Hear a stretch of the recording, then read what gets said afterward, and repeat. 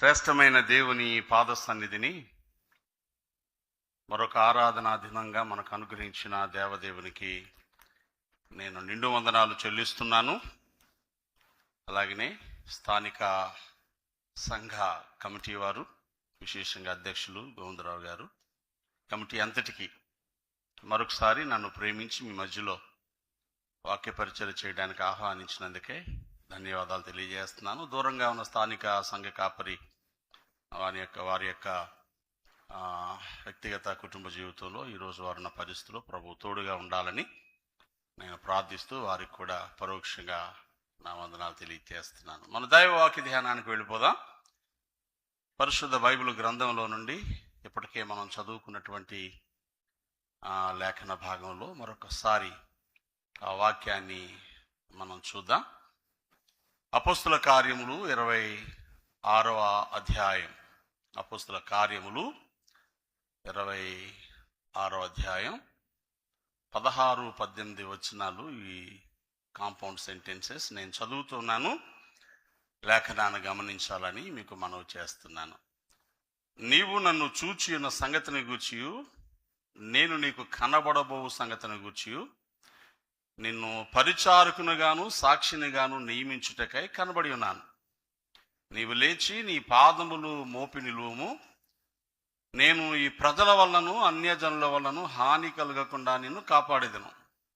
వారు చీకటిలో నుండి వెలుగులోనికి, సాతాను అధికారము నుండి దేవుని వైపుకు తిరిగి నా యందలి విశ్వాసము చేత పాపక్షమాపణను, పరిశుద్ధపరచబడిన వారిలో స్వాస్థ్యమును పొందినట్లు వారి కన్నులు తెరుచుటకై నేను నిన్ను వారి యొద్దకు పంపేదనని చెప్పాను. దేవుడు ఈ మాటలు మనకు దీవెనగా చేయునుగాక.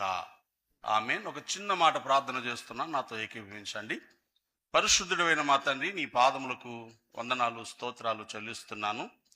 సకల సార్వత్రిక సంఘము, భక్త కోటి ఈ గడియలో ప్రపంచవ్యాప్తంగా నిన్ను ఆరాధన చేస్తున్నారు తండ్రి. వారితో పాటు మేము కూడా ఈ ఉక్కు నగరంలో ఇలాగున సంఘంగా సమకూడి సేవించే భాగ్యం ఇచ్చినందుకు స్తుతిస్తున్నాం. ఇంతవరకు పాడుకున్నాం, ఆరాధించాం. మా అంతరంగాల్లో ఉండి కృతజ్ఞత చేత నీ పాద సన్నిధిని నిన్ను స్తోత్రాలు అర్పిస్తూ వచ్చాం. ఈ గడిలో నీ పరిశుద్ధ వాక్కు చెంతకు వస్తున్నాం. మీరు మాతో మాట్లాడమని బ్రతిమలాడుకుంటున్నాం. మీరే మాట్లాడండి స్వామి. గ్రహించడానికి, లోబడ్డానికి, విధేయత చూపించడానికి, దిద్దుకోవడానికి మాకు సున్నతి కలుగు చేయండి. మీ దాసుని మీ సన్నిధి చాటున దాయమని యేసు నామమున ప్రార్థించి వేడుకుంటున్నాను పరమ తండ్రి.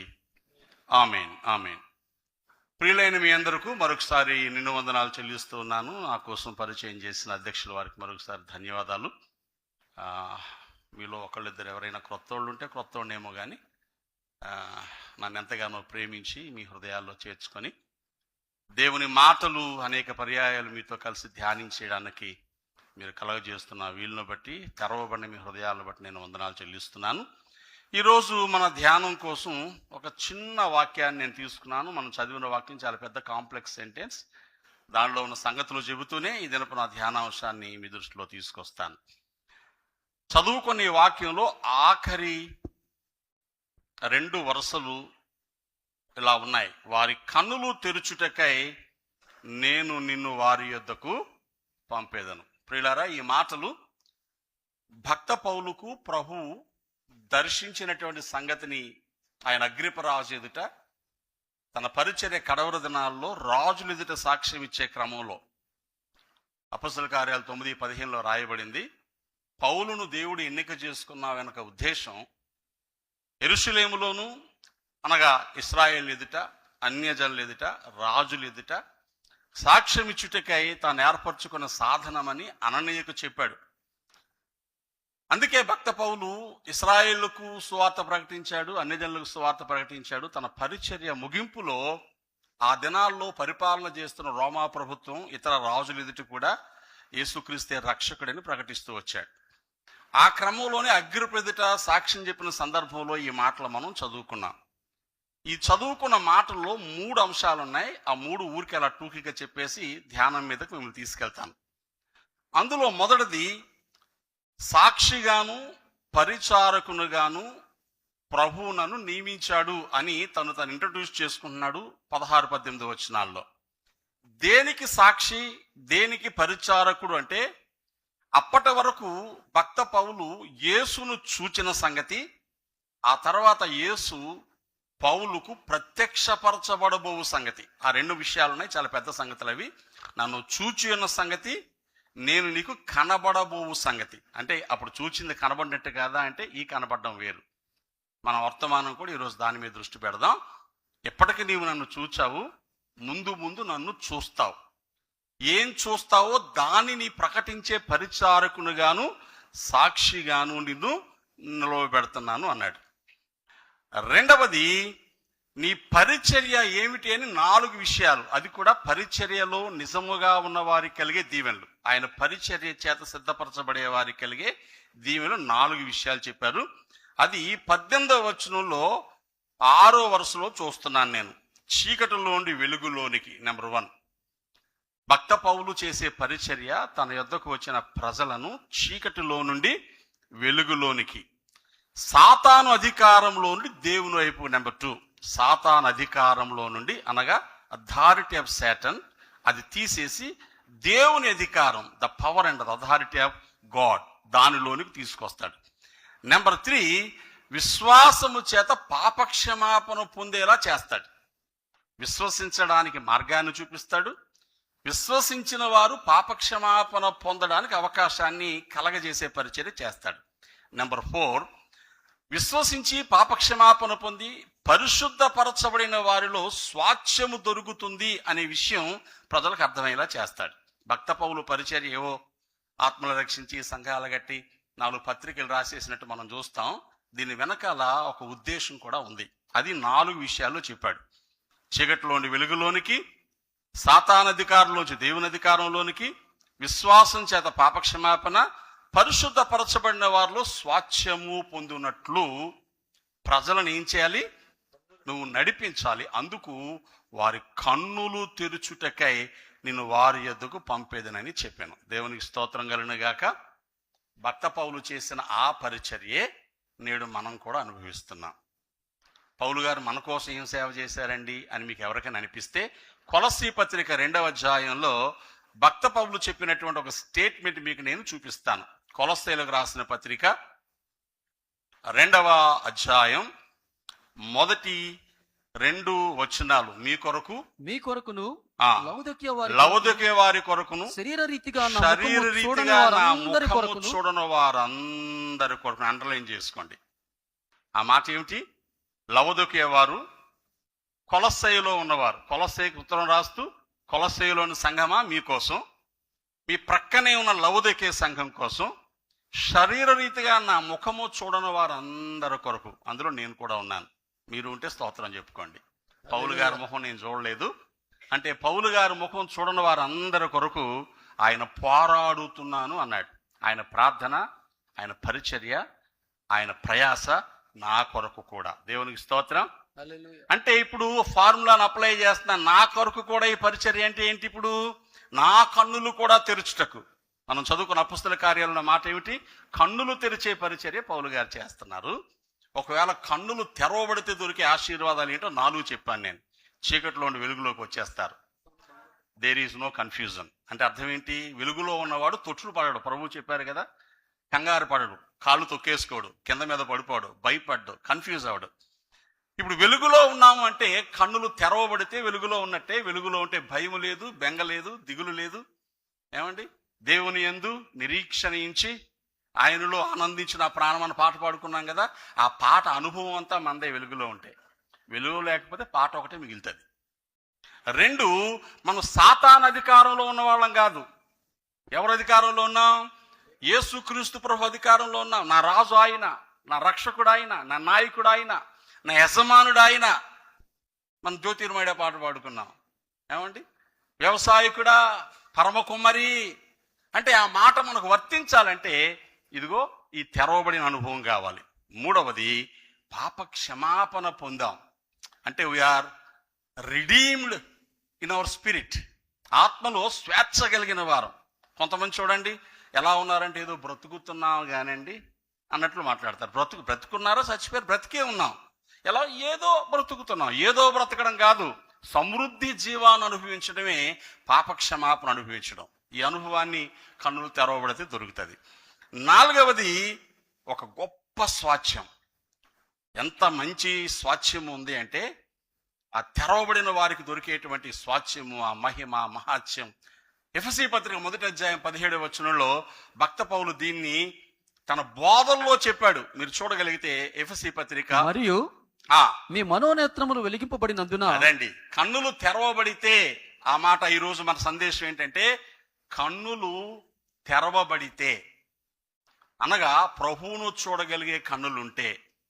గమనించండి, కన్నులు తెరవబడితే మనోనేత్రములు వెలిగింపబడినందున ఆయన మిమ్మల్ని పిలిచిన పిలుపు వలనైనా నిరీక్షణ ఎట్టుదో. పిలుపుకు ఒక నిరీక్షణ ఉంది.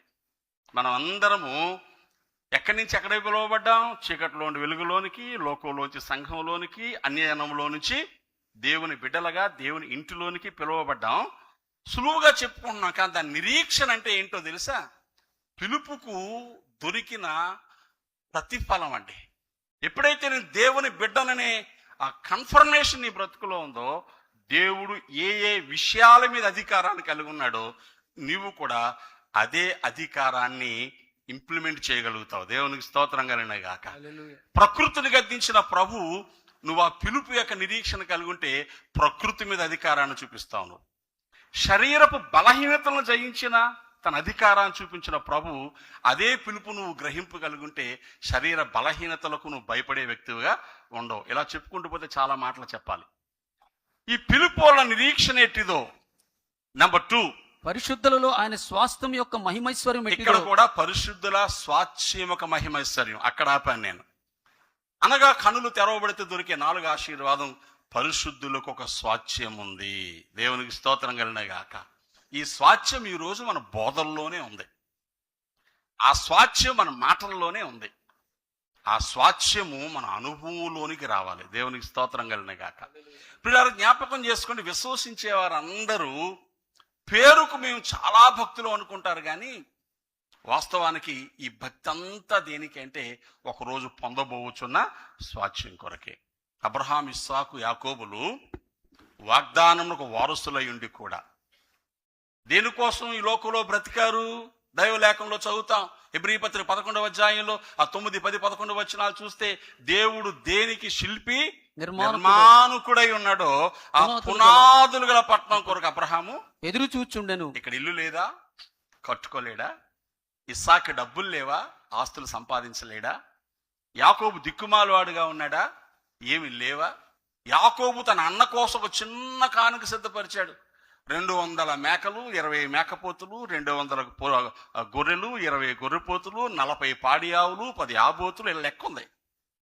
జస్ట్ చిన్న కానుక ఇచ్చినోడు ఇంట్లో ఎంతమంది దాసదాసీలు ఉన్నాయో, వెండి బంగారాలు ఉన్నాయో, ఇవన్నీ ఉన్నా కూడా ఇది నాకు వద్దు అని దేనికోసం చూశాడంటే, దేనికి దేవుడు శిల్పి నిర్మాణకుడు. ఇక్కడ ఒక్క నిమిషం మనం ఆగుదాం. మనం అందరము కూడా ఈ లోకంలో మనకు రకరకాల స్వాస్థ్యాలు ఉన్నాయి. ఏమండి? పితరులను, గృహమును, విత్తమును చెప్తారా? పితరులు ఇచ్చిన స్వాస్థ్యం. పితరులు ఇచ్చిన స్వాస్థ్యాలు ఆ పితరులు ఫాలో అయ్యే వాళ్ళందరికీ కావాలి. మా తాత ఇచ్చింది మా నాన్నకి, మా నాన్న ఇచ్చింది నాకు కూడా కావాలి. ఏం కావాలి? డబ్బులు కావాలి, ఇల్లు కావాలి, స్థిరాస్తులు, చరాస్తులు కావాలి. దేవుడు అందుకే మనకు కావాలి. ఎందుకు కావాలి? దేవుడు ఎందుకు కావాలి? మంచి ఇల్లు కోసం కావాలి, బ్యాంక్ బ్యాలెన్స్ కోసం కావాలి. రేట్ ఎంత పెరిగినా బంగారం దాచుకోవడం కోసం దేవుడు కావాలి. ఆ బంగారం ఇచ్చే దేవుడే నా బంగారు యేసయ్యా అని పాడతాం. మీరు నా దగ్గరకు వచ్చే బంగారం అంతా నాకు ఇచ్చేయాలని అనుకోండి, అసలు పాట కూడా మన నోట్లోంచి రాదు. ప్రాక్టికల్గా ఆలోచించేద్దాం. ఇవన్నీ కావాలి, కానీ దీనికి మించిన స్వాస్థ్యం మనకుంది. దేవునికి స్తోత్రం కలిగిన గాక. ఇవన్నీ చాలా తేలిగ్గా కనబడతాయి. యెహోవా కొరకు ఎదురు చూచువారు చెప్తారా? నూతన బలం పొందుతారు. వాళ్ళు ఏం చేస్తారు? పక్షిరాజుల వలె రెక్కలు చాపి పక్కకి ఎగురుదరనుందా? ఎప్పుడైనా ఎగిరారా? ఇప్పుడు మేడ మీన్స్ కిందకి ఎగిరారు ఎప్పుడన్నా? అలా ఎగిరినా పైకి ఎగురుతాం మనం. మేడ మీన్స్ కిందకి ఎగిరారు అనుకోండి, ఆటోమేటిక్గా పైకి ఎగురుతాం. ఎవరో మనకి ఎగిరించక్కర్లా. గ్రావిటేషన్ ఫోర్స్ని దాటిపోయి పైకి ఎగురుతాం. ఆ ఎగరడం ఇప్పుడప్పుడే జరగదు, కానీ పైకి ఎగరాలంటే ఏంటో తెలుసా అండి?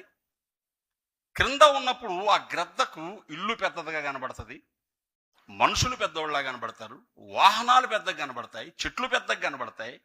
ఎప్పుడైతే అది కొంచెం పైకి ఎగడం మొదలెట్టిందో ఈ పెద్దవన్నీ చిన్నగా కనబడతాయి. దేవుని స్తోత్రం కలిగినాయి కాక. నా మాట మీకు అర్థమైందా? పెద్దవన్నీ చిన్నగా కనబడతాయి. ఎవడో అన్నాడంటే విమానం ఎక్కితే కింద ఉన్న మనుషులు చీమల్లా కనబడతారా, చూడు కిటికీ మీద మనుషులందరూ చీమల్లా కనబడుతున్నారంటే, ఎవరే నాయనా అది మనుషులు కాదురా, నిజంగా చీమలే అన్నాడంట. ఏమిటి? భ్రమలో ఉన్నవాడికి మనుషులు చీమల్లా కనబడతారు, కానీ నిజంగా మీదకి వెళితే అన్నీ చిన్నగా కనబడతాయి. ఈరోజు పైకి ఎగడం అంటే కన్నులు తెరవబడిన అనుభవంలోకి వచ్చామనుకోండి, అనగా real Christian life, the true believers life, really following the scriptures. ఎవరైతే నిజముగా దేవుని యొక్క సన్నిధిలో దైవిక దీవెనలు పొందుకోవడానికి తాపత్రయపడతారో వారికి ఈ లోకంలో అందరికీ పెద్దగా కనిపించాయని మీరు చెప్పాలి, మనకు చాలా చిన్నగా కనబడతాయి. దేవుని స్తోత్రం కలిగిన గాక. వేలాది వెండి బంగారు నాణెముల కంటే భక్త దావీదు చెప్పిన మాట గుర్తుందా? నీవిచ్చిన ధర్మశాస్త్రము నాకెంతో మేలు. 100 బంగారు నాణెలు మనకి ఇచ్చారంటే ఈ బైబిల్ మనకు పెద్దగా ఏం కనబడదు. ఎందుకు మీరు చెప్పండి? మన దగ్గర 100 బంగారు నాణాలు అంటే ఒక్కొక్కటి 1 తులం, 100 తులాల బంగారం, రఫ్లీ కేజీ, 1,72,00,000. కేజీ బంగారం ఎంత ఉంటుందండి? బైబిల్ని 4 ముక్కలు చేసామనుకోండి ఇలాగా, అందులో ఒక ముక్క ఎంత ఉందో ఆ ముక్క ఈజ్ ఈక్వల్ టు కేజీ బంగారం. మీరు ఒకసారి ఎవరైనా కేజీ బంగారం ఉంటే చూడండి, లేదా కుంపదీసి. ఏమంటే కేజీ బంగారం 1/4 ఆఫ్ ది బైబిల్ వెయిట్ ఉంటుందండి. ఈ బైబిల్ మనం కొనుక్కుంటే 1000 రూపాయలు. కేజీ బంగారం 1,72,00,000, 1,75,00,000. ఇప్పుడు నీకు బైబిల్ బాగా కనబడుతుందా, బంగారం బాగా కనబడుతుంది అంటే, కళ్ళు తెరవబడితేనేమో బైబిలే బాగా కనబడుతుంది, తెరుచుకున్నాను అనుకుని భ్రమపడితేనేమో ఈ బైబిల్ కూడా బంగారం కోసమే కనబడుతుంది. దేవుని వాక్యం చదివితే బంగారం వస్తుంది అనుకోండి, రోజు చదువుతాడు. ఒరే నాయనా, నువ్వు రోజు వాక్యం చదవడం వల్ల కొంచెం కొంచెం బంగారం పోద్దరని చెప్పాడు అనుకోండి, పొరపాటును కూడా చదవడు. కన్నులు ముయ్యబడ్డవాడికి తెరవబడ్డకు అదే తేడా. పిల్లారా, ఈ మధ్యాహ్నం నేను ఒక 4-5 విషయాలు మీకు చెప్పే ప్రయత్నం చేస్తున్నాను. అదేమిటంటే, భక్త పౌలు పరిచర్య, ప్రభువును చూస్తూ కన్నులు తెరిచి తెరవబడిన వారికి దొరికే దీవెనల కొరకు ఆయన పరిచర్య చేశాడు. ఆ పరిచర్యలో నేను ఉన్నాను, మీరు ఉన్నారని జ్ఞాపకం చేస్తున్నాను కదా. నిజమైన దేవుని సంఘం, ప్రభువును ఆరాధించే ఆరాధికులు, పరలోకమైన అంతఃపురం పాడుకునేవారు. ఈరోజో రేపో ప్రభు వచ్చేస్తాడు. నేడో రేపో నా ప్రియ యేసు. చెప్పండి ఎక్కడొస్తాడు? మనకెందుకు వస్తే వెళ్ళం కదా, మనం ఎలాగా వెళ్తామంటారా? మేఘాల మీద ప్రభు వస్తే మేఘాల మీద ప్రభువును చేరుకోవడానికి ఖచ్చితంగా మన కన్నులు తెరవబడిన అనుభవము కావాలి. మీరు నా మీద కోప్పడకండి అంటే మన కళ్ళు తెరవబడలేదంటారా పాస్టర్ గారిని అడిగితే నేను అనుకుంటాను, అప్పుడప్పుడు తెలుసుకుని మూసేసుకుంటా ఉంటాం మనం. పసిపిల్లలు ఏం చేస్తారు? రోజుకి 19 నుంచి 20 గంటలు పడుకుంటారండి. ఇన్ఫాంట్స్ 4 గంటలే మెలకుగా ఉంటాడు. ఆ 4 గంటల్లో కూడా అప్పుడు కొంచెం 4 గంటలు కంటిన్యూస్గా మెలకుగా ఉండదు. వాడు మెలకుగా ఉన్న టైంని మీరు లెక్కేస్తే అప్పుడు ఒక 5 నిమిషాలు కళ్ళు చూసినప్పుడు అమ్మ మురిసిపోద్ది, నాన్న మురిసిపోతాడు, ఇది ఎంత బాగా చూస్తున్నాడు అంటాడు, పడుకొనే ఉంటాడు. ఈరోజు సంఘాలన్నీ అట్టి శిశువుల్లా మారిపోయి అప్పుడప్పుడు కళ్ళు తెరిచినప్పుడు ప్రభు చాలా గొప్పగా కనబడతాడు. ఆ తర్వాత కళ్ళు మూసుకోగానే లోకం అంతా చాలా సుందరంగా కనబడతా ఉంటుంది. ఇది మన పని కాదు. ఇది మనల్ని చెడగొట్టడానికి ఏ అధికారంలోంచి విడిపించబడ్డామో వాడు మరలా మనల్ని తన అధికారంలోనికి లాగేసుకునే ప్రోగ్రాం చేస్తున్న సాతాను యొక్క కార్యం. కొరింథీ 2వ పత్రిక చూడండి. దైవలేఖనంలో కొరింథీ 2వ పత్రికలో మనందరికీ తెలిసిన మాటే 4వ అధ్యాయము 4వ వచనంలో, దేవుని స్వరూపైన క్రీస్తు మహిమను కనపరుచు సువార్త ప్రకాశము వారికి ప్రకాశింపకుండు నిమిత్తము. ఈ మాటలు మీరు నిదానంగా చదవండి. దేవుని స్వరూపి అయి ఉన్న క్రీస్తు మహిమను కనపరుచు సువార్త ప్రకాశము. సువార్త అనగానే జనవరి 26కి ఆగస్టు 15కి పులిహార పొట్లాలు పట్టుకొని వీధుల్లోకి వెళ్ళి కేకలేసి వచ్చేసేది కాదు. సువార్త అనగానే దేవుని స్వరూపి అయినటువంటి యేసుక్రీస్తులో దాచబడిన మహిమ ప్రజలకు అర్థమైతే వస్తున్నప్పుడు కారులో డ్రైవర్ అడుగుతున్నారు, పాస్ గారు ఎప్పుడు చూసినా మీరు ఇలా తిరుగుతానే ఉంటారు, ఏంటండి మీకు అసలు రెస్ట్ తీసుకోవాలని ఉండదా? దీనివల్ల ఏం కలిసి వస్తుందంటే, నాకు ఒక గొప్ప ధనం దొరికిందిరా బాబు, నేను చాలా ధనవంతుని అయిపోయాను. పేదవారుగా ఉన్న వాళ్ళందరికీ ఎవరికి ధనం దొరికితే వాళ్ళు ధనవంతులు అవుతారేమోనని ధనవంతులుగా చేసే ప్రయత్నం చేస్తున్నాడు. వాడికి అర్థం కాలేదు. ఎంత దొరికింది పాస్టర్ గారు అన్నట్టు. ఎంత దొరికిందో, ఎంత దొరకడం ఏంట్రా నాయన? యేసు ప్రభు అనే గొప్ప ధనం దొరికింది నాకు. దేవునికి స్తోత్రం. ఆయనలో ఉండే స్వేచ్ఛ దొరికింది, ఆయన ద్వారా ప్రేమ దొరికింది, ఆయన ఇచ్చే భరోసా దొరికింది, ఆయనతో ఉంటే ప్రపంచాన్ని గెలవగలమనేటువంటి మనోనిబ్బరం దొరికింది. ఇది లేకే చాలా మంది ఏం చేస్తున్నారు? ఆత్మహత్యలు చేసుకుంటున్నారు, వ్యసనపరులు అయిపోతున్నారు, దుర్మార్గమైన బంధాల్లోకి వెళ్ళిపోతున్నారు, కుటుంబాలని నాశనం చేసేసుకుంటున్నారు. ఎందుకంటే వాళ్ళకి అదే గొప్పగా అనిపించింది, అది దొరకకపోతే పాడైపోతున్నారు. యేసు అనే మహా గొప్ప ధనాన్ని దొరికితే ఇవన్నీ ఆయన దగ్గర చిన్నవిగా కనబడతాయి. అది చూడ్డానికి వారు కన్నులు తెరవగలిగితే ఈరోజు వాళ్ళు కూడా భాగ్యవంతులు అయిపోతారు. దేవునికి స్తోత్రం కలిగిన గాక.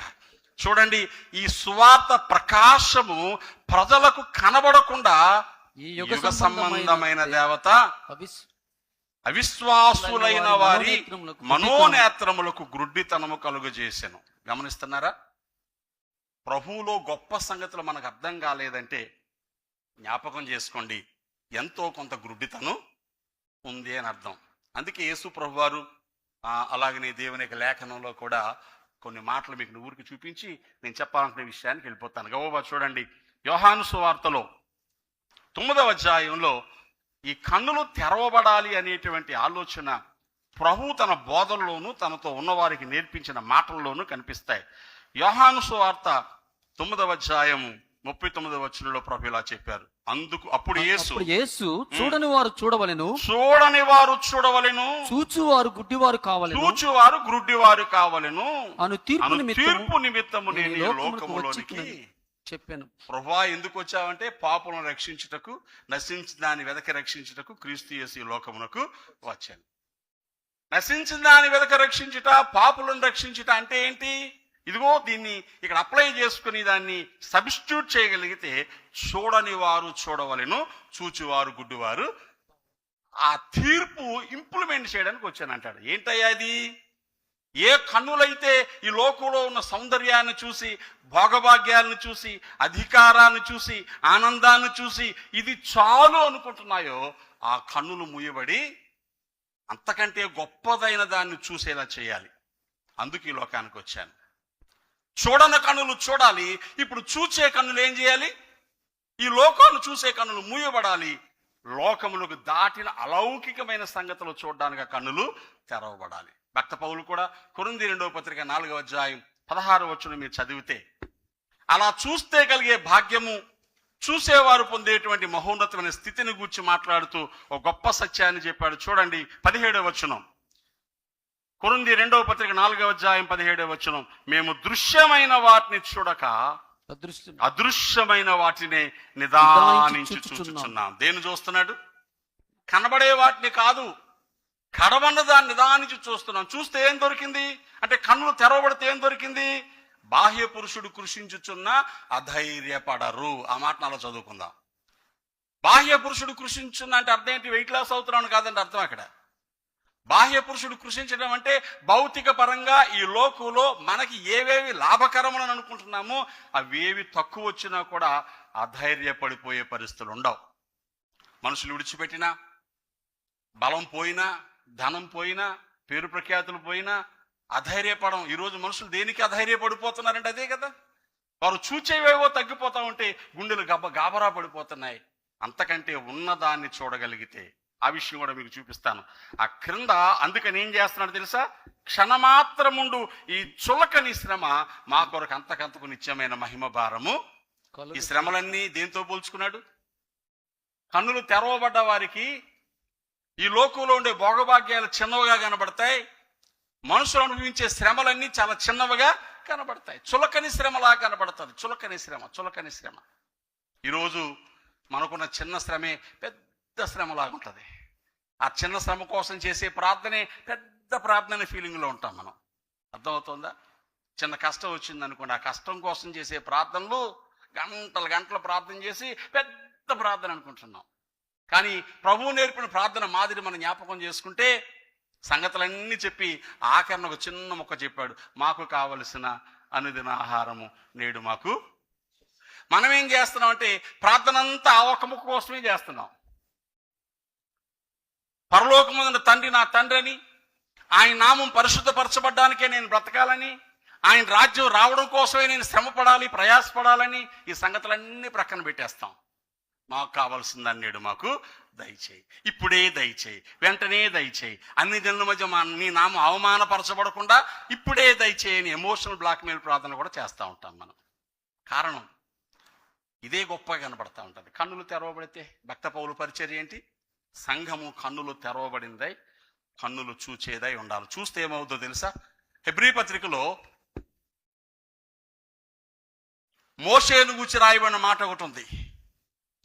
మోషే జీవితంలో ఓ రాడికల్ డెసిషన్, ఐగుప్తు యొక్క సింహాసనానికి అధికారి అయ్యుండి దాన్ని ఒక్క క్షణంలో వదిలేసి పారిపోవడానికి గల కారణం ఏమిట్రా అంటే, మీరు చూడండి 11వ అధ్యాయం. మోషే పెద్దవాడైనప్పుడు, కాదు 11వ అధ్యాయం 27వ వచనం చదువుదాం. విశ్వాసమును బట్టి, మోషే పెద్దవాడైన 11వ అధ్యాయం 27వ వచనం. విశ్వాసమును బట్టి అతడు అదృశ్యుడైన వాడిని చూచుచున్నట్టు స్థిర బుద్ధి గలవాడై రాజాగ్రహమునకు భయపడక ఐగుప్తుని విడిచిపోయాను. ఈ మాట అండర్లైన్ చేసుకోండి. దేవునికి స్తోత్రం కలిగినగాక. అదృశ్యుడైన వాడిని చూస్తున్నాడు. ఎందుకు అలా నడిచిపోతున్నావు? ఎందుకు అలా నడిచిపోతున్నావు? ఒక పిల్లవాడిని తీసుకొచ్చారు ఒకసారి నా దగ్గరకు. వాడు 11 సంవత్సరాలు ఉంటాయి. మంచం మీద పడుకుంటాడు. మధ్యాహ్నం పగలో ఉదయం ఎప్పుడప్పుడు లేస్తాడు. లేచి అలా వెళ్ళిపోతూ ఉంటాడు. ఎక్కడికి వెళ్ళిపోతాడంటే నూతంచుకు వెళ్ళిపోతాడు, మేడ చివరికి వెళ్ళిపోతాడు. ఏమిరా అంటే అదిగో రమ్మంటున్నాడు అంటాడు. ఆ రమ్మన్నవాడు ఎవడికి కనపడి ఇడికి తప్ప. ఇదిగో రమ్మంటున్నాడు. ఏమన్నాడు రా, ఈ నూతులో చాలా బాగుంటాయంటే నీళ్లు దూకమంటున్నాడు. మేడ చివరికి వెళ్తాడు. ఏరే ఇక్కడికి వచ్చామంటే కింద పడితే రెక్కలు చెగురుతాయంటే దూకమంటున్నాడు అంటాడు. అది వినేవాళ్ళందరికీ భయం వేసేసేది. ఇటు 11 సంవత్సరాల పిల్లాడు, తిండి మానేశాడు, నిద్ర లేదు, ఎప్పుడు పడితే అప్పుడు లేస్తాడు, ఎక్కడికి వెళ్ళిపోతాడు, ఎవరినో చూస్తున్నట్టు వెళ్ళిపోతూ ఉంటాడు. నా పరిచయంలో జరిగిన సంగతి ఇది. నాకు అర్థమైంది వాడు దెయ్యం పట్టిందని. ఒక 4 పాస్టర్ గారు 3 రోజులు ఉపవాసం ఉండి ప్రార్థన చేస్తే వాళ్ళలో నుంచి 8 దెయ్యాలు పోయాయి. వాడు బాగుపడ్డాడు. ఇప్పుడు ఎస్ఐగా పనిచేస్తున్నాడు. గవర్నమెంట్ పోలీస్ డిపార్ట్మెంట్లో ఎస్ఐగా పనిచేస్తున్నాడు గుంటూరు జిల్లాలో. వాడు దేన్ని చూశాడు? మన ఎవరి కళ్ళకు కనబడని ఒక అలౌకిక శక్తిని చూసి వాడు ఏం చేస్తున్నాడో తెలియకుండా వెళ్ళిపోయాడు. కొద్ది నిమిషాలు దాని ప్రభావం ఉంది. అంతకంటే గొప్ప శక్తి యేసునాథుని శక్తి వాడు విడిపించింది. రైట్. ఇక్కడ మోషే దేన్ని చూశాడు? ఐగుప్తు రాజు కత్తి ఒక పక్క, ఫరో ఇచ్చే శిక్షలో యొక్క తీవ్రత ఒక పక్క, వదిలేస్తే పోతున్న ఆస్తులు ఒక పక్క, గౌరవం ఒక ప్రక్క, 40 సంవత్సరాలు అనుభవించినటువంటి ఆ భోగభాగ్యాలు ఒక ప్రక్క, ఇవన్నీ ఓ ప్రక్క తక్కిళ్ళు వేస్తే ఇంకో ప్రక్క ఎవరికీ కనబడినటువంటి అదృశ్యుడొకడు మోషే కనబడ్డాడు. దేవుని స్తోత్రం కలిగిన గాక.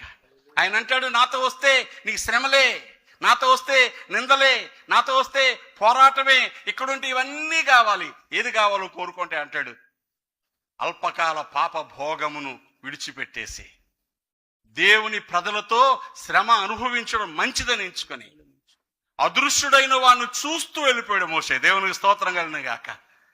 ఇలా చెప్పుకుంటే ఎవరికీ కనబడ్డాడు, మోషేకే కనబడ్డాడు. ప్రజలందరూ తిరుగుబాటు చేసినా, రాళ్ళు పట్టుకొని కొట్టడానికి వచ్చినా, నిందలేసినా, ఈ విపరీతమైన మానసిక శ్రమకు 40 సంవత్సరాల మోషే గురి చేసినా ఎప్పటికప్పుడు వాళ్ళ కాళ్ళ ముందు సాగిలపడ్డానికి కారణం వాళ్ళు ఎవరికీ కనబడినాడు, ఒకడు మోషే కనబడుతున్నాడు. మోషే కాస్త ఓర్చుకో, మోసే కొంచెం బెండ్ అయిపో, మోసే తల వంచేయి, నీకు నేను ఇచ్చేటువంటి భాగ్యం చాలా గొప్పది. అదృశ్యమైన వాడిని చూస్తున్న మోషేకు ఈ శ్రమలన్నీ క్షణం ఉన్నట్టే ఉన్నాయి. 40 సంవత్సరాలు భయంకరమైన శ్రమ మోషేకి ఎంతకాలం ఉంది? క్షణం మాత్రం చులకని శ్రమ. ప్రియులారా, ఇలా జ్ఞాపకం చేసుకుంటే భక్త పౌలు సంఘంలోకి వచ్చే వారికి కన్నులు తెరవబడి చూసే వాటి మీద కొంచెం దృష్టి తగ్గించి కనబడని వాటి మీద దృష్టి మరల్చడానికి వచ్చాడు. గట్టిగా స్తోత్రం చెప్పండి. జాగ్రత్త గమనించండి. మన కళ్ళ ముందు మనకు కనబడేవన్నీ లిస్ట్ వేసుకోవచ్చు. మనకి ఏది ఇష్టం అదే బాగా కనబడతా ఉంటుంది. మీకు తెలుసా? ఏది ఇష్టమో అదే బాగా కనబడతా ఉంటుంది. ఏది మనసు నిండా ఉంటుందో అదే కళల్లోకి వచ్చేస్తూ ఉంటుంది. ఒకరోజు ఒక కుర్రోడు కడుపు నొప్పితో విలవల్లా ఆడిపోతా ఉంటే డాక్టర్ దగ్గర తీసుకెళ్లారు. స్కాన్ చేస్తే ఆడి కడుపులో ఇంత దూది ఉంది. దూది ఎందుకు తిన్నావారంటే రాత్రి గడి బిర్యానీ తిన్నట్టు కళ్ళలోకి వచ్చింది, తలగడి పీకేసి దూది తినేసాడు. ఎంత మైమరిచిపోయాడు నిద్రలో అంటే, బిర్యానీ తింటే నాకు కళ వచ్చాడు. బిర్యానీ అంటే ఇష్టం, స్పెషల్ బిర్యానీ తిన్న కళ వచ్చింది. ఆ తలగడ చింపేసి తలగడలో దూది మొత్తం తినేసాడు. ఆడికి తెలియలేదు. ప్రొద్దున కడుపు నొప్పి వచ్చింది. తీసుకెళ్తే ఆ కాటన్ పొట్టలో ఉంది. అప్పుడు గుర్తు చేసుకున్నాడు, ఓహో చూస్తే తలగడ కన్నం పడిపోయింది. ఈరోజు చాలా మంది కొంచెం అటు ఇటుగా అలాగే ఉన్నారు. అధికారం మీద మనసుంటే అధికారపు కళలు వస్తూ ఉంటాయి. డబ్బు మీద మనసుంటే డబ్బు కళలు వస్తూ ఉంటాయి. అందం మీద మనసుంటే అందమైన కళలు వస్తూ ఉంటాయి. టూర్స్ మీద మనసుంటే రోజు ప్రాంతం టూర్కి వెళ్ళినట్టు. ఏమండి, నేను రక్షణ పొందినప్పుడు బాగా ఫైటింగ్ సినిమాలు చూసేవాడిని. మా అమ్మమ్మ పక్కన పడుకునే రోజు గొడవేది. ఎందుకు? రాత్రి ఫైటింగ్ చేసేవాడిని, దాన్ని తన్నేవాడిని. నా పక్కన పడుకోవద్దురో అనేది. పడుకోవద్దంటే మానేస్తామేంటి? ఏది చూస్తే అది. ఈరోజు నీ కళల్లో ఏముంది, నీ దృష్టిలో ఏముంది, నీ ఆశలో ఏముంది? దేన్ని చూస్తే అది ఉంటుంది. ఇప్పుడు చెప్పండి, దేన్ని చూడాలి? అదృశ్యమైన దాన్ని చూడాలి. చూడకుండా అడ్డుపడేవాడు ఒకడు ఉన్నాడు. మనోనేత్రాలు గుడ్డుతనాన్ని కలగజేస్తున్నాడు. ఇప్పుడు మన అందరికీ చూడాలని ఉంది, కానీ కనబడాలంటే ఖచ్చితంగా కొన్ని మార్పులు మనం చేసుకోవాలి. మన కళ్ళద్దాలు పెట్టుకున్న మనుషుల ముఖాలు కొంచెం మసగ్గా కనబడుతుందంటే అర్థం ఏంటి? లెన్స్ మార్చాలని. ఆటోమేటిక్గా పవర్ తగ్గిపోయింది, కళ్ళకేమో పవర్ పెరిగింది, లెన్స్లో పవర్ అలాగే ఉండిపోయింది. ఈ లెన్స్ పవర్ మారిస్తే కళ్ళు కనబడతాయి. ఈరోజు ఎప్పుడో పాత కళ్ళద్దాలు పట్టుకుని బ్రతికేస్తున్నాం మనం. వచ్చిన చిక్కు మన the very inclination of our sight should be changed. దృక్పథం మారాలి. నా ప్రభువు నేను కొత్తగా చూడాలి, లోతుగా చూడాలి. నా కొరకు సిద్ధపరిచింది ఏదో చూడాలి. నా మీద ఆయనకు ఆశ ఏదో చూడాలి. చూడడానికి ఏదో అడ్డు వచ్చింది. అడ్డున్న దాన్ని కట్ చేయకపోతే, ఇలా నేను ఊరికే ఆ సింపుల్ 2-3 టిప్స్ చెప్పి క్లోజ్ చేస్తాను, మన టైం అయిపోతుంది. భక్త పౌలు ప్రజలకు నేర్పిస్తున్నాడు. ఇదిగో కన్నులు తెరవబడితే ఇన్ని ఆశీర్వాదాలు ఉన్నాయి. కన్నులు మూయబడింది దేని చేత అంటే, నెంబర్ 1 అన్రిపెంటెడ్ సిన్. ఊరికి నోట్ చేసుకోండి. ఒప్పుకోని పాపం ఏదైనా బ్రతుకులో ఉందనుకోండి. అన్నీ ఒప్పేసుకున్నాం అనుకుంటాం, అమాయకంగా చెప్తాం, ప్రభా ఇంకా నాలో ఏమన్నా ఉందేమో, నేను తెలియకుండా ఏదైనా చేశానేమో. అంత నత్తకాయలం కాదు కదా మనం. ఏం చేసామో మనకు తెలుసు, ఏం మాట్లాడామో మనకి తెలుసు. దొంగతనం, నరహత్యలు, దోపిడీలు లాంటివి చేయకపోవచ్చు, కానీ పరిశుద్ధ పాపాలు బోల్డ్ ఉంటాయి బ్రతుకులో. ఏం పాపాలు? పోలీసిన్స్ అంటారు వాటిని. పాపంలా కనబడుతుంది కానీ పాపమే. మేలైనది చేయనెరిగి అలాగూ చేయని వానికి పాపం కలుగును. నీకు మేలు చేయడం చేతనై కూడా చేయలేదనుకో, అలాంటివన్నీ కొంచెం కొంచెం కొంచెం కొంచెం ఏమైపోతాయి, పేరుకుపోయి ఆ లెన్స్ మసకబారిపోయేలా చేస్తూ ఉంటాయి.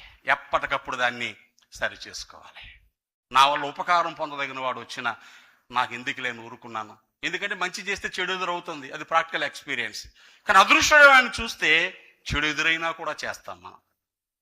పిల్లారా గమనించండి, దుర్మార్గమైన పాపాలు ఉన్నాయని నేను చెప్పను. సకల దుర్నీతియు పాపమే. నీతి వేరు, దుర్నీతి వేరు. నీతిని కొంచెం మడతెడితే దుర్నీతే. ఏమండి, మనం అప్పుడప్పుడు చెప్తా ఉంటాం, రాసేటువంటి రాతలో ఒక కామా ఎక్కువ పెట్టినా అబద్ధమే, లేని చోట ఫుల్ స్టాప్ పెట్టినా అబద్ధమే. మనందరూ తెలుసు కదా, ఉరిశిక్ష వేయబడ్డవాడు రాష్ట్రపతి క్షమాభిక్ష పెట్టాడు. టెలిగ్రామ్ వచ్చింది. టెలిగ్రామ్ ఏమని వచ్చింది?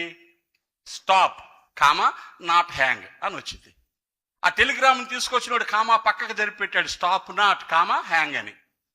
ఏమైంది మీరు అర్థం చేసుకోవచ్చు. స్టాప్ కామా నాట్ హ్యాంగ్ అంటే ఊరు ఆగిపోను. వాడు కామా పక్కకు మార్చాడు. ఎక్కడికి? Stop not comma hang. ఆపకుండా ఉరి తీసేశారు.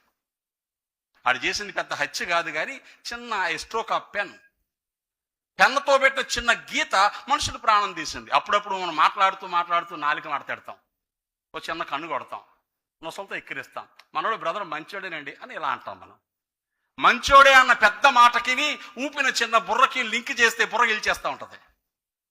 ఇలాంటివి మన దగ్గర చాలానే ఉంటాయి. ప్రభువును చూడాలనుకున్నప్పుడు ఎలా ఉండాలా? మొత్తము కడగబడ్డ వారం కావాలా. అందుకే భక్త దావీదు 51వ కీర్తనలో పాడుకున్న పాట మనందరికీ తెలుసు.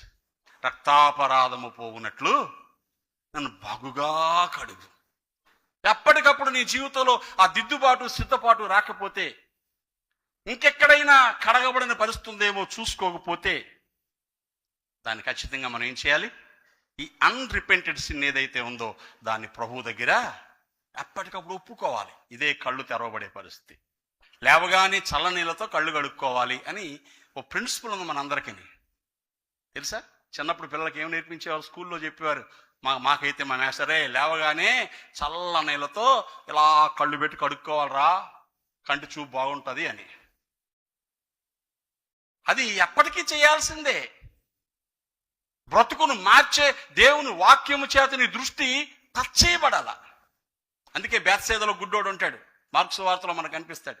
ప్రభు దగ్గర తీసుకొస్తే ప్రభు వాడి కళ్ళ మీద ఉమ్ము వేసి నీకేమైనా కనబడుతుందా, చేతులు వేసి అంటాడు. కనబడుతుందయ్యా, మనుషులు ఎలా ఉన్నారు? నాకు నడుస్తున్న చెట్లులాగా ఉన్నారు. ఎలా ఉన్నారు? ఎవరు బాబు మనుషులు నడుస్తున్న చెట్లు ఏంట్రా అంటే, ప్రతివాణి వాడేద్దామనే. వీడి చెట్టు దగ్గర వెళ్ళాకల్లా చెట్టే వీడి దగ్గరికి వచ్చేస్తుంది. కోసేసుకుంటాడు, ఇరిసేసుకుంటాడు, నరికేసుకుంటాడు. అంటే అందరూ మన కొరకు అనేటువంటి ఆలోచన చూసారా? ఇది ఆ గుడ్డుతనం. మనం అందరి కొరకు అనేది దేవుని లెక్కరా, దేవుని లేఖనం, దేవుని నియమం. ఆయన అందరి కొరకు ప్రాణం పెట్టడానికి వచ్చాడు. మనమేమో అందరూ మన కొరకే అనుకుంటున్నాం. అప్పుడు ప్రభు ఇంకోసారి వాడు కళ్ళు మీద చేతులు వేసాడు. ఇప్పుడు అంటాడు, అయ్యా సమస్తము కుదర్చబడి తేటగా కనబడుతుంది. ఇప్పుడు మనం తెరవబడ్డాం కానీ ఇంకా తేటగా కనబడలా. ఈ తేటగా కనబడడానికి ఒప్పుకొని క్షమింపబడని ఏ విధమైన పాపమైనా దాన్ని మనం విడిచిపెట్టే వారం కావాలి. దేవునికి స్తోత్రం కలుగును గాక. రెండవ సంగతి చెప్తాను. తెగిపోయిన బంధాలు బ్రతుకులో ఉంటాయి. Broken relationships. అపవాది గుడ్డుతనం కలగజేయడానికి వాడేటువంటి సూత్రాల్లో పర్లేదు, లేదు పెద్ద పాపం కాదులే, ఇది ఒప్పుకోక్కర్లేదు అనుకుని కొన్ని మంది దగ్గర అట్టి పెట్టిస్తూ ఉంటాడు. ప్రతి పాపమును సులువుగా చిక్కులు పెట్టు, ప్రతి పాపమును అంటాడు. సులువుగా చిక్కులు పెట్టేవి అవి పెద్ద పాపాలా కనబడవు. దాన్ని ఒప్పుకోవాలి. రెండవది బ్రోకెన్ రిలేషన్షిప్స్. ప్రభు చెప్పారు కదా మత్తయి సువార్తలో, నువ్వు బలిపీఠం దగ్గరికి వెళ్ళి బలర్పించేటప్పుడు నీ సహోదరునికి నీ మీద ఏదైనా కోపం ఉందని కనిపిస్తే బలి అక్కడే విడిచిపెట్టేసి ఏం చేయాలి? పరిగెత్తుకొని వచ్చి 5:23లో ఉంటుంది మత్తయి సువార్తలో. వాడితో సమాధానపడి అప్పుడు బలర్పించాలి. ఈసారి లెక్కేసుకోండి, ఇంట్లో వాళ్ళతో ఎంతమందితో మీరు ఫ్రీగా ఉన్నారు? కొన్ని బయట వాళ్ళు వదిలేద్దాం. మీ ఇంట్లో మీ అన్నదమ్ములు, మీ అక్క చెల్లెళ్ళు, మీ తోడబుట్టినోళ్ళు, చిన్నాన్న పెద్దనాన్న కుటుంబాలు ఎంతమందితో ప్రేమగా మాట్లాడుతున్నారు?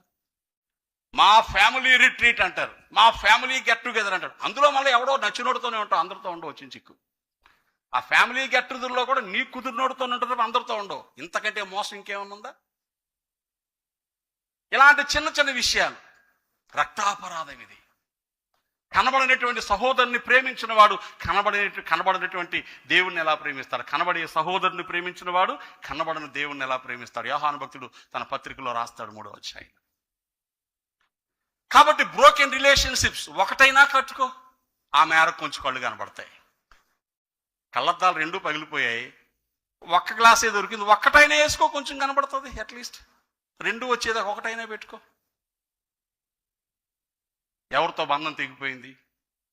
చాలామంది భార్య భర్తలు ప్రేమగా మాట్లాడుకోరు, పిల్లలతో మాట్లాడుతూ ఉంటారు. రే కూర తెచ్చాను వండమని మీ అమ్మకి చెప్పరా అంటాడు, పక్కనే ఉంటుంది ఆవిడ. వండే అంత ఓపిక లేదని మీ నాన్నకి చెప్పరా అంటది ఈవిడ.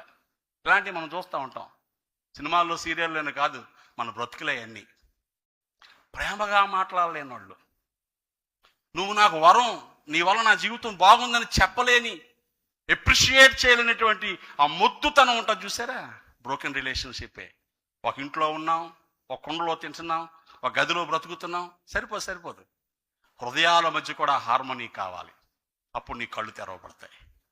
కన్నులు తెరవబడితే ఆ కనబడేవాడు చాలా గొప్పగా కనబడతాడు, లోకంలో ఉన్నవన్నీ చిన్నగా కనబడతాయి. దేవునికి స్తోత్రం కలిగినగాక. ప్రభువుని ప్రియమైన వారులారా, మనం జ్ఞాపకము చేసుకుంటున్నాం. ఉందా మన జీవితాల్లో ఈ లక్షణం? అంటే దైవ లేఖల్లో కనిపించే సంగతులు. ఇంకా కళ్ళు మసకపోవడానికి అపవాదు కలిగించే తంత్రాలు మరొకటి చెప్పి ముగిస్తాను నేను. పరసంబంధమైన సంగతుల కంటే లోక సంబంధమైన సంగతులే గొప్పగా కనిపిస్తూ ఉంటాయి. కనాను దేశాన్ని వేగు చూడడానికి వెళ్ళినటువంటి ఆ 12 మంది వేగుల వారిని జ్ఞాపకం చేసుకోండి. సంఖ్యాకాండం 13, 14 అధ్యాయాల్లో వాళ్ళు అంటారు, రిపోర్ట్ చెప్పడానికి వచ్చి, అక్కడ అనాకు వంశపు నెఫీలీలను చూచితిమి, వారి దృష్టికి మేము మిడతల్లా కనబడ్డాం, మా దృష్టికి కూడా మేము అలాగే ఉన్నామంటారు. నాకు బలి విచిత్రంగా ఉంటుంది అన్నమాట. మీరు చూడగలిగితే సంఖ్యాకాండం ఒక 5 నిమిషాలు భరించండి, ఈ మాట చూసేద్దాం. 13వ అధ్యాయం 33వ వచనం. అక్కడ నెఫీలీల సంబంధులైన అనాకు వంశపు నెఫీలీలను చూచితిమి, మా దృష్టికి మేము మిడతల వలె ఉంటిమి, వారి దృష్టికి అట్లే ఉంటిమి. అసలు ఎలా చెప్పేశారండి? వాళ్ళ దృష్టికి మేము మిడతల్లా ఉన్నామంటే ఓకే, బాగానే ఉంది, వాళ్ళు మిమ్మల్ని చిన్న చూపు చూశారు. కానీ మా దృష్టికి మేము మిడతల్లాగే ఉన్నాము. ఇంతకంటే దౌర్భాగ్యం ఉంటుందా? Inferiority complex. మన మట్టుకు మనమే తక్కువ, మన మట్టుకు మనమే చిన్న చూపు చూసుకొని ప్రభువు నీ మీద పెట్టినటువంటి ఆ అమూల్యమైన విలువను కూడా తగ్గించేసి, నీకోసం ప్రాణం ఇచ్చాడు కదా, రక్తం ఇచ్చాడు కదా, సిలువలో శ్రమ భరించాడు కదా, నువ్వు అన్నిటికంటే గొప్ప అన్నాడు కదా, నా ప్రాణం అన్నాడు కదా, నువ్వెలాగని విలువ తగ్గించేసుకుంటావు? బయటవాడు ఎవడైనా తగ్గిస్తే తగ్గించినాయి అంటే వాళ్ళ దృష్టి ఎప్పుడైతే చిన్నగా కనబడిందో నీ దృష్టి కూడా చిన్నగా మారిపోయిందంటే భౌతికపరమైన కాలిక్యులేషన్స్ చూస్తున్నావు నువ్వు. వాళ్ళందరూ ఏడ్చారు, ఇక వద్దు మనం వెనక్కపోదామన్నారు. మీరు గమనిస్తే ఒక రిజల్ట్ ఏంటంటే ఆ వెగు చూసిన వాళ్ళు చచ్చిపోయారు. ఏడ్చిన జనాలకు దేవుడు 40 సంవత్సరాలు అరణ్యవాసపు శిక్ష విధించాడు. అక్కడ చిన్న మాట ఉంది, 14వ అధ్యాయం చూడండి, 14వ అధ్యాయం 33వ వచనం. మీ శవములు ఈ అరణ్యములో క్షయమగు వరకు, మీ పిల్లలు ఈ అరణ్యములో 40 ఏండ్లు తిరుగులాడుచు మీ వ్యభిచార శిక్షను భరించెదరు. నేను అప్పుడప్పుడు చెప్తాను, ఇశ్రాయేలు ప్రజలు 40 సంవత్సరాలు అరణ్యములో తిరగడానికి కారణం 40 రోజులు వేగు చూచిన ఈ 12 మంది ఇచ్చిన రాంగ్ రిపోర్ట్లో వాళ్ళ దృష్టి మూతవేయబడిన కన్నుల్లో ఉంది. వీరిని ఎర్ర సముద్రాన్ని పాయలు చేసి, శత్రువుల యొక్క దేశంలో అద్భుత కార్యాలు చేసి, బండలోంచి నీళ్ళిచ్చి ఆకాశం నుంచి మన్నా కురిపించిన దేవుని శక్తి కంటే అక్కడ వాళ్ళు చూసిన నెఫీలీలు గొప్పగా కనబడ్డారు. ఎవరిని గొప్పగా కనబడాలి? ప్రభుత్వాల, సింహాసనాల, అధికారాల, లోకంలో కనిపించే శారీరక సంబంధం ఈతి బాధలు అంటారు, శారీరక సంబంధమైనటువంటి ఇబ్బందుల. మనం చదువుతాం రోమాపత్రిక 8వ అధ్యాయం 35వ వచనంలో, క్రీస్తు ప్రేమ నుంచి మనలను ఎడబాపు వాడాడు. పెద్ద లిస్ట్ ఉంది అక్కడ, ఇంటికి వెళ్ళి చదువుకోండి. ఇవేవైనా మనల్ని ఎడబాపురా అంటే లేదు లేదు లేదంటాం. కానీ ఈరోజు ప్రతీదీ ప్రభు కంటే గొప్పగా కనబడుతుంది మనకి. కారణం కన్నులు మూసివేయబడిన కారణం చేత. ఏశావుని జ్ఞాపకం చేసుకోండి, పూట కూటి కంటే జ్యేష్ఠత్వ హక్కు చాలా తక్కువ అనుకున్నాడు. ఓ పూట కూటి కోసం జ్యేష్ఠత్వ హక్కును అమ్మివేసిన ఏశావు వంటి వ్యభిచారి అయినను భ్రష్టుడైనను ఉండునేమో అంటాడు. హెబ్రీ పత్రిక 12వ అధ్యాయం 16, 17 వచనాలు మీరు గమనిస్తే ఏశావు చేసిన వ్యభిచారం ఏంటంటారు? దేవుడిచ్చే ఆశీర్వాదం కంటే లోకంలో ఉండే దీవెన, లోకంలో ఉండేటువంటి ఆ సంగతులు గొప్పగా ఎంచుకున్నాడు. 12:16 ఒక పూట కూడా జ్యేష్ఠత్వ హక్క. ఈరోజు ఏది గొప్పగా కనపడుతుంది మనకి? Carnal things should not be appeared before you as greater ones. లోక సంబంధమైన సంగతి నీ కళ్ళ ముందు గొప్పగా కనపడకూడదు. ఎంత గొప్పవైనా సరే. రాజైన నెబుకద్నెజరు ఏమన్నారు? రాజుని అలా ఎవరైనా మాట్లాడగలరండి? అసలు నీకు జవాబు చెప్పాల్సిన చింతే మాకు లేదు. మా దేవుడు అగ్నిగుండంలోంచి రక్షించడానికి సమర్థుడు. ఒకవేళ రక్షించకపోయినా మేము నీ బొమ్మకు నమస్కారం అంటే వాళ్ళకి ఎవరు కనబడ్డారు? ఏం కనబడింది? 7 వేడిగా చేయబడిన అగ్నిగుండము కంటే ఎప్పటికీ ఆరని అగ్నిగుండం ఒకటి వాళ్ళ కళ్ళకి కనబడుతుంది. ఇందులో పడితే కాసేపుల్లో కాలిపోతాం, బూడిదైపోతాం, అక్కడికి వెళ్ళిపోతాం. కానీ అందులో పడితే మాత్రం ఎప్పటికీ మిగలం, అలా కాలుతూనే ఉంటామని సంగతి అర్థమైంది. కాబట్టి చూస్తున్న దాన్ని బట్టి వాళ్ళ మాట మారింది. ఇక్కడ యాసావు చూడలేదు కాబట్టే జ్యేష్ఠత్వాన్ని వదిలేశాడు. ఇశ్రాయేలు వేగుల వారు చూడలేదు కాబట్టే ఏడ్చారు. నేను 3 సంగతులు చెప్పాను. మన కన్నులు తెరవబడకుండా అపవాది కలిగించే తంత్రాల్లో ఒప్పింపబడని, క్షమింపబడని మిగిలిపోయిన పాపాలు.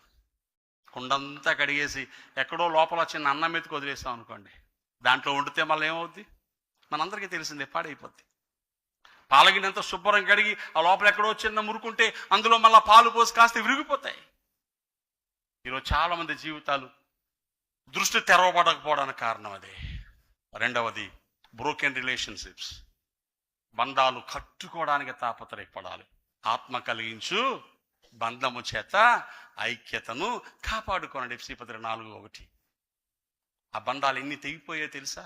మనతో కలిసి ప్రభు వల్ల చేయటం వాళ్ళు లేరు. ఇప్పుడు మనతో కలిసి ప్రార్థించిన వాళ్ళు లేరు, మనతో కలిసి ప్రభువును స్తుతించిన వాళ్ళు లేరు. ఏమయ్యారు? అక్కడికి వెళ్ళిపోతే గొడవే లేదు. ఇంకెక్కడికైనా వెళ్ళిపోతే తప్పు వాళ్ళది కాదు. ఎవరిది? ఆయన వల్ల వెనకండి, ఈవిడ వల్ల వెనకండి, నా వల్లే. అది చెప్పగలిగితే నీ కళ్ళకు ప్రభు మరలా అద్భుతంగా కనబడతాడు. పరిస్థితులు బాగుంటాయి. మూడవది, లోక సంబంధమైన భౌతికపరమైన సంగతులు గొప్పగా చూడొద్దండి. చూడొద్దు. చాలా విషయాలు ఉన్నాయి. ఒక్క నిమిషం ఆగుదాం. మనం భక్త పౌలు సేవలో సంఘాలన్నీ ఇలా తెరవబడిన కన్నులు గలవారై ఆయన నామాన్ని మహిమపరచాలని ప్రభు కోరుకున్నారు. అందుకే పౌలు సేవలో ఎక్కడ రాజీ పడకుండా ఏది నేర్పాలో అది నేర్పాడు. అదే బైబిల్ చదువుతున్న మనం, అదే బోధ వింటున్న మనం, నిజమైన దీవెన ఏంటో మనకు అర్థం కావాలి. నిజమైన దీవెన ఏంటో తెలుసా? ఇదిగో తెరవబడిన కన్నులు గలవారే. సంఖ్యాకాండం 25 అధ్యాయంలో బిలాము మాట్లాడిన మాటలు అయినప్పటికీ ఇలా చెప్తాడు, మహోన్నతిని విద్య నెరిగిన వానికి, కన్నులు తెరిచిన వానికి వచ్చిన దేవోక్తి. కన్నులు తెరవబడితేనే దేవోక్తులు వస్తాయి. తెరవబడిన కన్నులుంటేనే మహిమగల సంగతులు చూస్తాం. ప్రియులారా, ఇదిగో ఆకాశం తెరవబొట్టయు. ఎవరన్నారు? స్టెఫను. మనుష్య కుమారుడు దేవుని కుడిపార్శ్వన నిలిచినట్టు నేను చూస్తున్నాను. కన్నులు తెరవబడితే ఒళ్ళు చితుకుపోయినా లెక్కలోకి రాదు, రాళ్ళ దెబ్బల మీద పడుతున్నా లెక్కలోకి రాదు, ప్రాణం పోతున్నా లెక్కలోకి రాదు. తెరవబడిన కన్నులు అద్భుతమైనటువంటి అలౌకిక ఆనందాన్ని ఇస్తాయి. ఈ కడవరి దినాల్లో ఇందాక మనం సిస్టర్ బ్రదర్ ప్రార్థన చేసినప్పుడు గుర్తు చేశారు. ముందు ఇంకా ప్రమాదకర సంగతులు జరుగుతాయి. సంఘం మీద హింసలు పెరుగుతాయి, భ్రష్టత్వానికి సంఘం వెళ్ళిపోద్ది, బోధలు పాడైపోతాయి. కానీ కన్నులు తెరవబడి ఉంటే 40 సంవత్సరాలు ఎరగని త్రోవలో వ్యతిరేకతల మధ్య మోషే ఎలాగున అదృశ్యుడైన వాడిని నిదానించు చూస్తూ చక్కగా నడిచాడు. నీ నడక మారిపోదు, నీ బ్రతుకు మారిపోదు, కలవరపడవు, కంగారు పడవు, చివరకు ఖచ్చితమైన గమ్యస్థానానికి చేరిపోతావు. కనుక ప్రియులారా, ప్రభు పాదాలు పట్టుకుందాం, అడుగుదాం. ప్రభువా మమ్మల్ని కనికరించని అడుగుదాం, మా కన్నులు తెరవండి అడుగుదాం.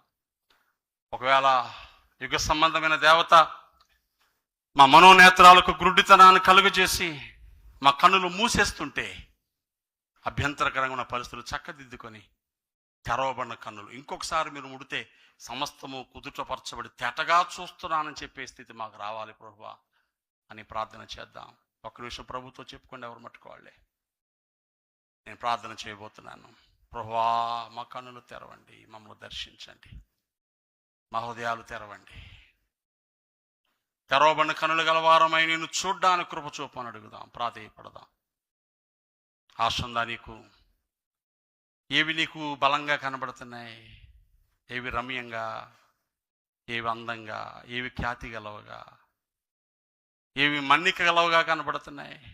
నిత్యత్వ విలువల, భౌతికపరమైన విలువల, భూ సంబంధమైన సంగతుల, పర సంబంధమైన సంగతుల. మీరు క్రీస్తుతో కూడా లేపబడిన వారైతే పైన వాటినే వెతకండి అంటాడు.